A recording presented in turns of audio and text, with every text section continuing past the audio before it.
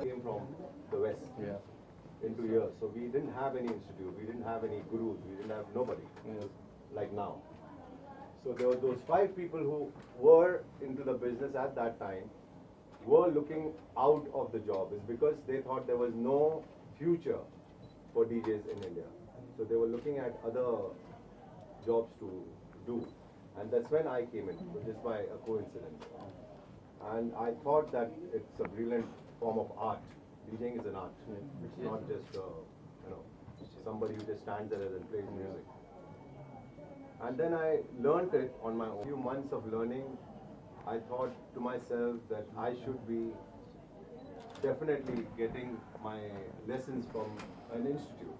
So a place called the Juliana's School of DJs. And that's when I got a crash. So you can take some pics of this happening.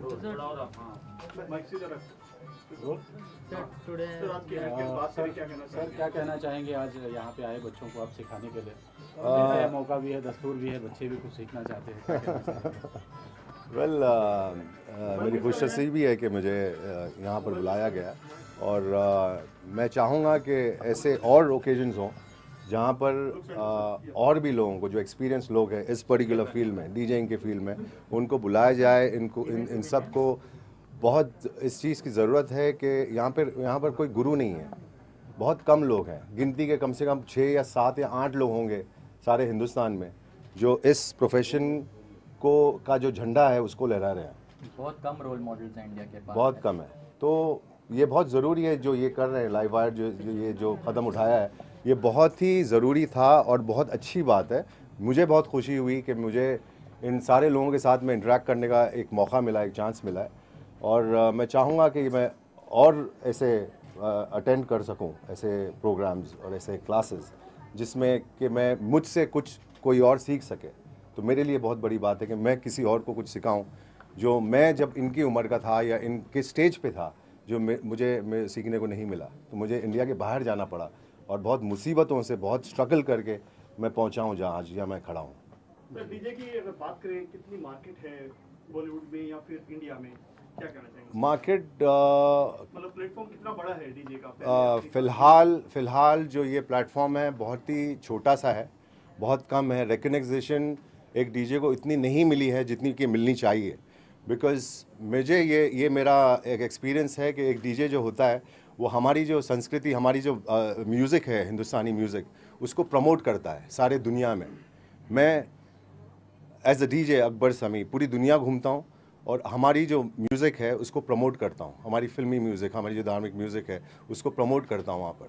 तो वो एक बहुत ही important factor है हमारी industry के लिए, film industry के लिए, हिंदुस्तान के लिए, कि एक आदमी जो है वो सारी दुनिया में। मेरा यूएस टूर होता है हर अगस्त, सितंबर, अक्टूबर। अभी अक्टूबर में मैं जाऊँगा यूएस टूर के लिए। तो हम वहाँ पर इंडिपेंडेंस करते हैं अगस्त में, 15 अगस्त को फ्लैग होस्ट करते हैं वहाँ पर। मेरा पहला ट्रैक होता है वंदे मातरम और वहाँ पर हज़ारों में लोग आते हैं, उनकी आंखों में आंसू रहते हैं बिकॉज़ वतन से अपने दूर होते हैं वो। तो ये इवेंट पे आते हैं, बॉलीवुड के गाने सुनते हैं और उनको एक ऐसा एहसास होता है कि एक टच होता है हिंदुस्तान से। तो फ़िलहाल इतना बड़ा प्लेटफॉर्म नहीं दिया गया है बिकॉज़ प्रॉब्ली मीडिया और जो हमारी इंडस्ट्री है उन्होंने इतना रिकग्निशन नहीं दिया है। लेकिन फिर भी आप देखेंगे आज के हर फिल्म एल्बम के अंदर आप देखोगे कि there will be a remix by DJ so and so.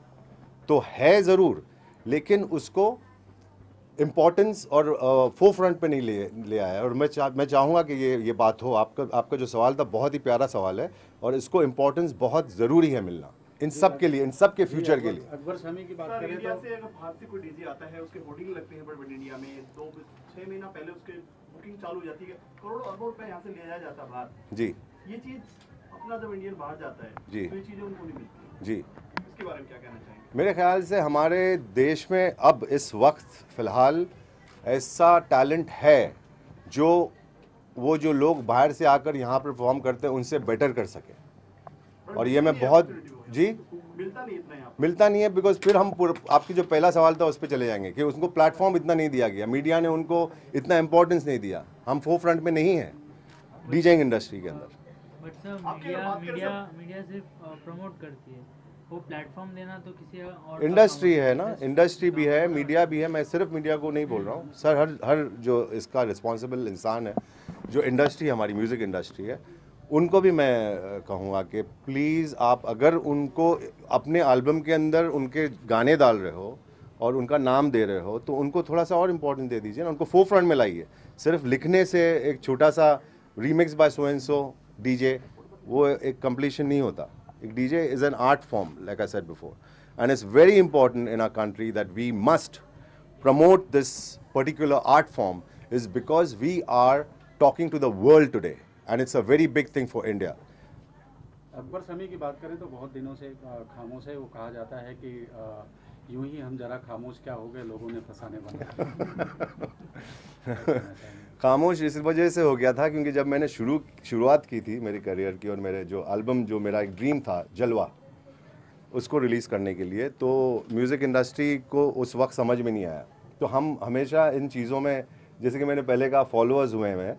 तो वो एक रीमिक्स बॉलीवुड बाली साहू ने की थी, चुरा लिया, जो कि लंदन में हुआ था। तो जब वो हुआ तो फिर इनकी आंखें खुली कि अरे रीमिक्स कुछ है, अच्छा वो अकबर ने किया था। तो फिर वो मेरा एल्बम नाना हाँ हाँ हाँ नाना करके रिलीज़ हुआ। रिलीज़ होने के बाद उसको इतना प्यार मिला कि वो 7 हफ्ते नंबर 1 पोजीशन पे था MTV चार्ट्स पे। और उसके बाद ये सारी इंडस्ट्री शुरू हुई, और शुरू ऐसे हुई कि हर कोई, लाइक मेरा जो हारमोनियम वाला और तबला वाला जो था, वो भी रीमिक्स बनाने लग गया।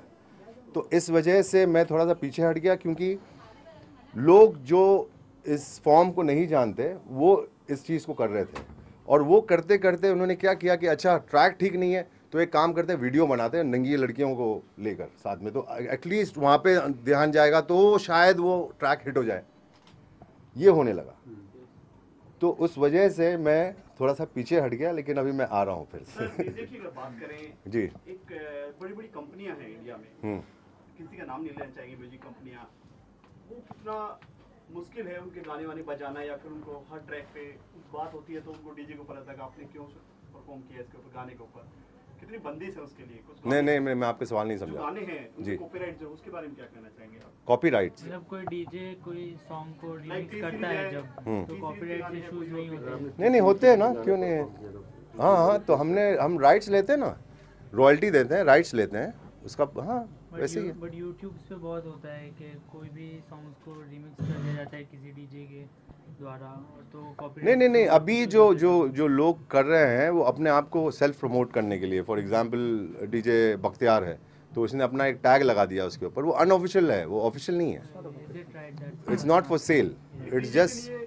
क्या होना चाहिए अगर एक परफेक्ट डीजे के लिए आपकी नज़र में क्या? मेरे ख्याल से म्यूज़िक कंपनी को इस मुद्दे को बहुत ही सीरियसली लेकर उनको टाई अप करना चाहिए इस तरह के इंस्टीट्यूट से, लाइव वायर जैसे इंस्टीट्यूट है उनसे, और उनको ये कहना चाहिए कि अगर आप चाहो और अगर आप समझते हो कि सो एंड सो बंदे हैं इन सारों में से 4 या 2 या 3 या 1 जो इस काबिल है कि वो एक जस्टिस कर सके एक रीमिक्स को। रीमिक्स क्या है कि इंडिया में हम लोग ने इसको, ये सवाल को अब मैं थोड़ा सा ऑफ जा रहा हूँ कि एक बॉलीवुड जो हिंदुस्तानी एक गाना ले लिया, उस पर वेस्टर्न बीट डाल दिए, उसको रीमिक्स हम बोलते हैं। वो रीमिक्स नहीं है, वैसा नहीं है। आपको जो गाना है उसका जो फैमिली, उसका जो जॉनर है वो समझना बहुत ज़रूरी है। Can you stop that music? So, वो जॉनर समझकर उसकी फैमिली जगह वो बिलोंग करता है, उस तरीके का म्यूज़िक उस पर्टिकुलर गाने के ऊपर देना ज़रूरी है कि वो इस तरीके का गाना है। मेरे गाने क्यों हिट इतने होते थे? इस वजह से होते थे क्योंकि मैं जॉनर जो गाने का उसको छोड़ता नहीं था। आशिक बनाया आपने, जस्ट चिल, झलक दिखला जा, ज़रा झूम झूम, 36 चाइना टाउन, जलवा, रात बाकी, डगला लागली कड़ा, ये सारे नंबर 1 हिट्स हैं। और उसका रीज़न सिर्फ ये है कि आप जो भी काम करो एक सोच समझ के, अपनी अक्ल से थोड़ी एक्सपीरियंस लेकर फिर करो। अब मैं कोई भी काम एकदम से झटके से कुछ भी करूँ, कोई भी प्रोफेशन हो, चाहे आपका प्रोफेशन हो, यू नो, आप सडनली कुछ भी नहीं, आपको लर्न करना बहुत ज़रूरी है, फोकस करना बहुत ज़रूरी है ज़िंदगी में। अकबर साहब को पहली पहचान कब मिली, अगर बात करें पहली बार आपको लगा कि डीजे में आना चाहिए? हाँ, मेरे ख्याल से मेजर रिकग्निशन मुझे मेरे एल्बम के बाद मिला, जलवा के बाद। जलवा 1, जलवा 2 जिसमें रात बाकी और जो वो मराठी गाना था डगाला लागली कड़ा, वो मैंने किया जो कि रिजेक्ट हो गया था, लेकिन ऑफ द स्टूडियो आवर्स में उस पर काम करता था। और जब वो रिकॉर्डिंग कंपनी वाले लोग ने सुना गाना तो फिर कहा कि अरे वाह ये क्या चीज़ है एक नया और उसके बाद मुझे रिकग्निशन मिली। हर किसी को स्ट्रगल करना पड़ता है। जी। अकबर जी को कितना स्ट्रगल करना पड़ा बॉलीवुड? बहुत ज़्यादा, क्योंकि मैंने जब शुरू किया था इतना जो इस तरह का जो मीडिया अभी इस फ़िलहाल खड़ा है सामने वो नहीं था, इंटरनेट नहीं था, रिकॉर्ड्स पे म्यूज़िक बजती थी, ऐसा सब सीन था, तो बहुत ज़्यादा स्ट्रगल करना पड़ा। अर्जुन जी आपसे जानना चाहेंगे, बिल्कुल। आप एक स्कूल चलाते हैं डीजे Yes. का, इसकी कॉन्सेप्ट कहाँ से दिमाग में आया आपके? ये इंस्टीट्यूट जो है हमने 8 साल पहले स्टार्ट किया। हमने देखा कि जो यंगस्टर्स थे उनको पता नहीं था कैसे अपना करियर स्टार्ट करना चाहिए। म्यूज़िक में बहुत इंटरेस्ट रखते थे पर उनमें अवेयरनेस नहीं थी कि कैसे करें, क्या कोर्स करना चाहिए, कैसे गाइडेंस मिलना चाहिए।